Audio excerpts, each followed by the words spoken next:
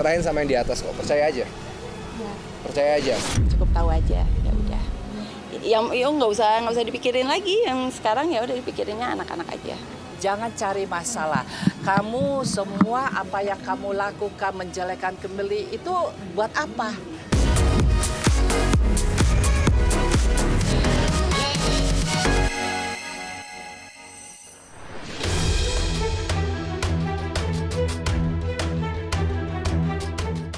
Pemirsa Silet RCTI, setali 3 uang dengan Aziza Salsa yang tertimpa berita miring dugaan perselingkuhan, Kimberly Ryder juga tengah dihadapkan permasalahan rumah tangganya yang semakin pelik.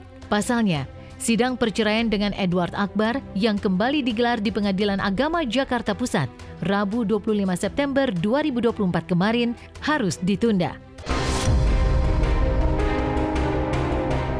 Ditemui oleh awak media, Kim mengaku bahwa dirinya merasa kecewa atas hal tersebut. Padahal, sebagai penggugat, ia sudah menyiapkan saksi yang salah satunya adalah sang ibunda, Irvina Zainal. Sayangnya, sidang baru akan dilanjutkan 2 Oktober 2024 mendatang karena pihak Edward belum siap dengan bukti-bukti eksepsinya. Padahal ibunda Kimberly sudah tak sabar ingin membeberkan apa yang ia ketahui terkait Edward Akbar. Lalu apa saja yang akan dibongkar Irvina Zainal, ibunda Kimberly?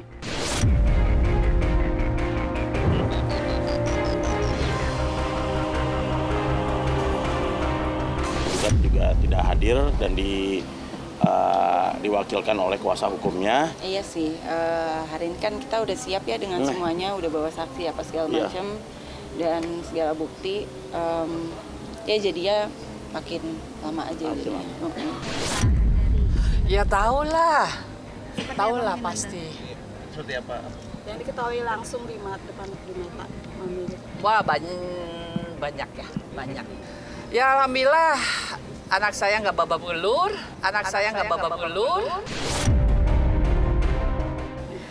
nggak hancur. Ya alhamdulillah terselamatkan lah. Iya nggak ada penjelasan kalau kenapa nggak ada bukti dari eksepsinya. Usai persidangan, Irvina Zainal pun turut mengungkapkan rasa kekecewaannya. Secara belak-belakan, ia mengaku merasa tertipu dengan sikap Edward selama ini. Pasalnya, saat di depan dirinya, sang menantu selalu berkelakuan baik. Namun hatinya hancur mengetahui Edward tega melakukan dugaan tindak kekerasan dalam rumah tangga atau KDRT terhadap Kimberly. Padahal, Irvina selalu memberikan wejangan kepada Edward saat menikahi sang putri di tahun 2018. Perihal kebahagiaan hingga larangan untuk tidak KDRT terhadap istri dan keluarganya. Memang dulunya sempat ada KDRT yang sempat dilaporkan oleh Kimberly ya. Ya ada, ya salah satu alasan dari beberapa yang lain lah ya. Pintar. Bermanis di muka saya, depan saya maksudnya. Pintar, bermanis di muka saya. Ya baik. Saya gini loh, saya udah pesen, tolong jaga anak saya baik-baik. Terus itu waktu dalam sujud ya, waktu perkawin tolong jaga anak saya baik-baik. Terus bahagiakan, jangan sampai bermasalah. Ya semua sih dia depan saya baik depan saya. Tapi ya di belakangnya ya saya tidak tahu. Dia bisa ngelihat gitu loh cara perlakuannya Edward seperti apa ke aku. Terus ya situasi rumah tangganya seperti apa. Setelah saya mengetahui ini kayak api itu keluar kayaknya. Marah banget saya. Tidak datang ke persidangan, namun Edward mengunggah pembelaannya lewat unggahan di media sosial. bukan hanya tidak terima dengan tudingan bahwa dirinya melakukan KDRT terhadap Kimberly, ia bahkan seolah menyindir mertuanya. Ia mempertanyakan apa yang salah, padahal dirinya selalu membimbing keluarganya baik perihal kasih sayang hingga agama. Loh. Apalagi nih? Saya selalu berdoa agar baik-baik. Baik-baik kok bikin laporan polisi. Karena diimami sesuai ajarannya, dijagai, disayang, diajari tauhid, adab, etika, akhlak, dan sopan santun. Tulis Edward Akbar Panas. Tak berhenti sampai di situ, Edward juga sampai menyinggung soal adab ibu mertuanya. Yang parahnya, menyindir keras perihal tinggal serumah tanpa adanya ikatan pernikahan. Mohon maaf sekali. Mohon maaf. Ada adabnya bu mertua, ada mastermind-nya. Ini sama pacar kumpul kebunnya tuh di belakang semua ini. Pesannya, jangan selingkuh ya. Alhamdulillah, saya bangga tidak pernah selingkuh 7 tahun dari zaman pacaran. Tulis Edward lagi. Aku sih ya udah aja. Semuanya ya udah beberapa bulan pisah kan, jadi udah nggak kaget lagi. Jadi udah oke. Saya cuma berpesan kalau serahin sama yang di atas kok, percaya aja. Percaya aja. Cukup tahu aja, ya udah. Yang nggak usah dipikirin lagi. Yang sekarang ya udah dipikirinnya anak-anak aja. Jangan cari masalah. Kamu semua apa yang kamu lakukan menjelekkan Kimberly itu buat apa? Kita udah tahu kamu tuh kayak apa.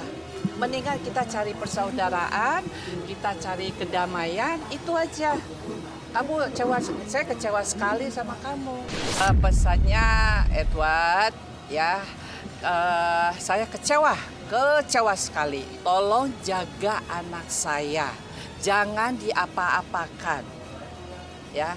Semuanya udah siap lah pokoknya, supaya semuanya biar cepat gitu, ya kan. I can move on, he can move on, tapi sepertinya tidak mau move on.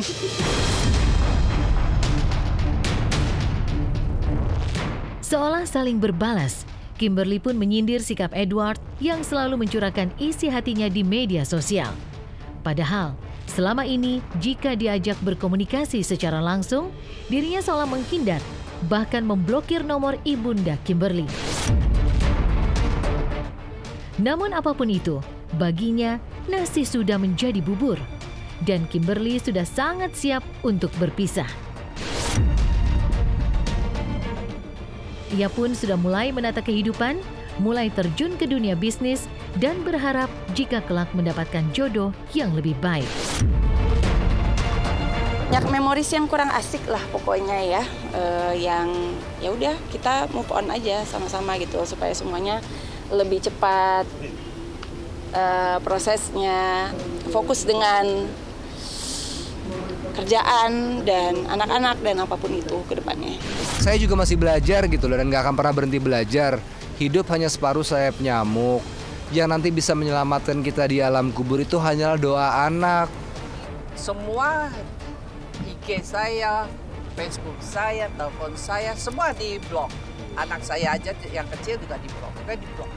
Ya namanya juga pengen kelihatan bagus kali ya dia. Saya mengatakan kejujuran.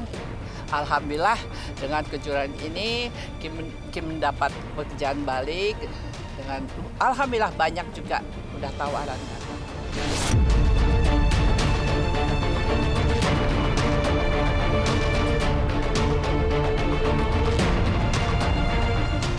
Viral kisah seleb TikTok pilih hancurkan rumah karena diselingkuhi suami.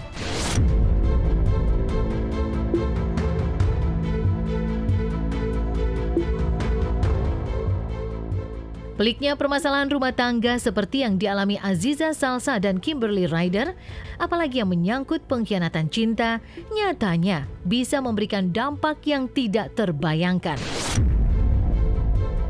Seperti halnya dialami oleh selebgram asal Kalimantan Selatan, Acil Juleha, yang sampai nekat menghancurkan rumah. Hal itu ia lakukan setelah mendapati suaminya selingkuh, bahkan kabarnya dengan banyak wanita.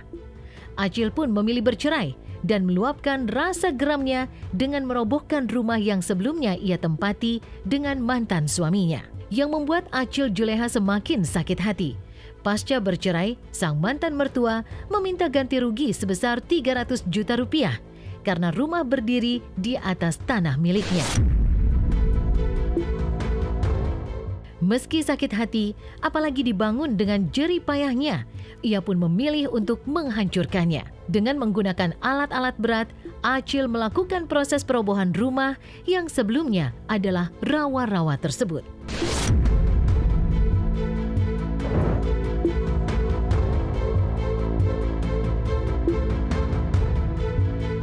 Pastilah ya, bahaya ya. Namanya perselingkuhan itu kan berarti ada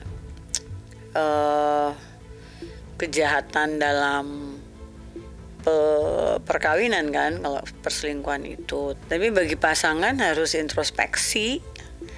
Ini nggak mungkin lah perselingkuhan itu ada karena tanpa sebab. Itulah kenapa kadang kita memang harus mengenal pasangan tuh seperti itu sih gitu. Kita harus mengenal karakter seseorang pasangan dari pacaran tuh memang ya ibaratnya bukan nyuruh pacaran ya, tapi maksudnya dari hubungan kita mengenal sebelum menikah itu memang harus sih.